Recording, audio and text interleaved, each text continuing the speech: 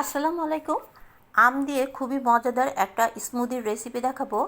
এটা গরমের সময় কিন্তু খুবই ভালো লাগে, আর যে কোনো সময় কিন্তু এটা খাওয়া যায়। এখানে আমি ফুটন্ত গরম পানির ভিতরে দিয়ে দিলাম 1 কাপ সাবুদানা। সাবুদানাটা কিন্তু ভালোভাবে ফুটিয়ে নিতে হবে।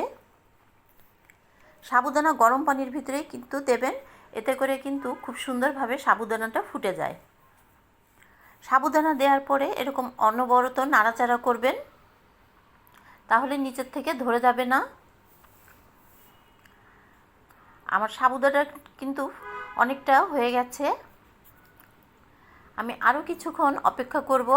এই সাবুদানাটা পানি দিয়ে আমি ফুটিয়ে নেব। ব্যাস, আমার সাবুদানা কিন্তু রেডি। এই সাবুদানাটা ঠান্ডা হওয়ার পরে এটা আমি ঘন দুধের ভিতরে ভিজিয়ে রাখবো। এতে করে কিন্তু সাবুদানাটা আরও ঘন হয়ে যাবে, আর আমার স্মুদিটা বানাতেও কিন্তু খুব সোজা হবে। এটা ঠান্ডা হওয়া পর্যন্ত অপেক্ষা করি।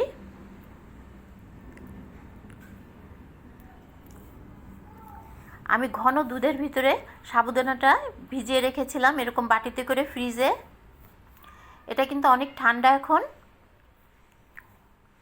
অন্যদিকে আমি আমটা কেটে নেব।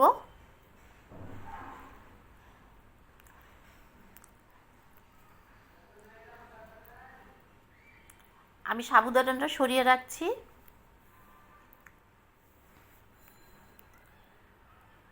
আমগুলো এরকম ছোট ছোট কিউব করে কেটে নিলে ব্লেন্ডারে কিন্তু খুব তাড়াতাড়ি ব্লেন্ড হয়ে যায়।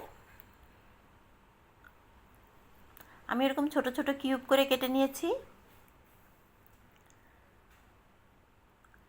ব্যাস,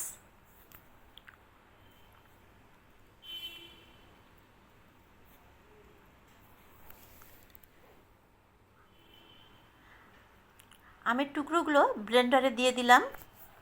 আর এখন আমি দিয়ে দেব ঘন দুধ। স্মুদি বানানোর সময় ঘন দুধ ব্যবহার করতে হবে। আর কেউ চাইলে এখানে একটা কলাও দিতে পারেন।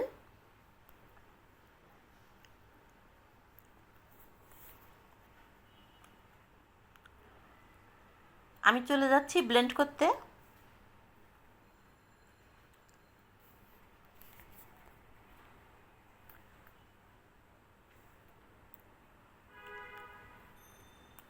আমি সমস্ত স্মুদিটা এই জগের ভিতরে বানাবো। ব্লেন্ড করা দুধ আর আম দিয়ে দিলাম।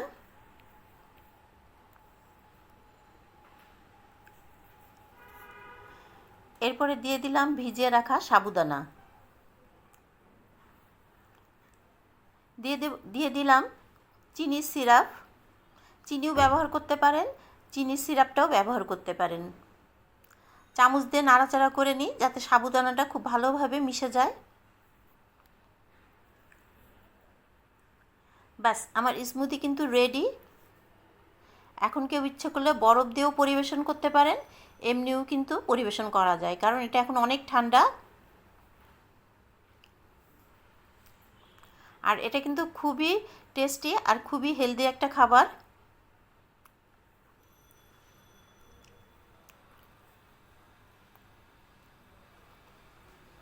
গরমের সময় কিন্তু এটা খুবই পছন্দ করবে ছোট বড় সবাই। আর এগুলো কিন্তু খুবই হেলদি খাবার।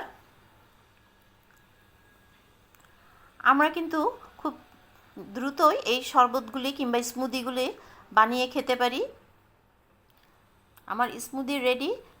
রেসিপিটা কেমন লাগলো? ভালো লাগলে একটা লাইক, একটা কমেন্ট করে দেবেন। দেখা হবে পরবর্তী কোনো একটা রেসিপি নিয়ে।